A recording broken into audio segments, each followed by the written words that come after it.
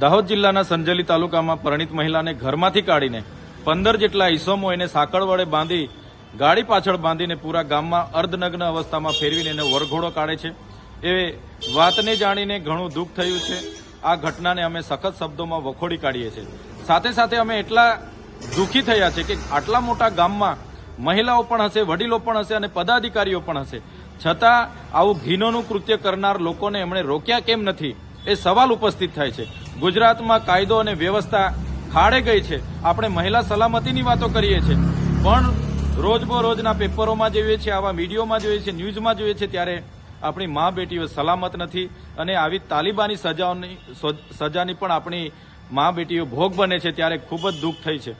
ત્યારે અમે સરકારશ્રીને કહેવા માંગીએ છીએ, આ ઘટનામાં જે પણ લોકો સંકળાયેલા હોય એની તટસ્થ તપાસ કરવામાં આવે અને એ ઘટનામાં જે પણ જવાબદારો હશે એના પર કાયદેસરની કાર્યવાહી કરીને ફાસ્ટ ટ્રેક કોર્ટમાં એક કેસ ચલાવીને એવો કડક દાખલો બેસાડવામાં આવે કે આવી માનસિકતા ધરાવનારા લોકો ફરી કોઈ આવું કૃત્ય ના કરે, એ અમે માંગ કરીએ છીએ।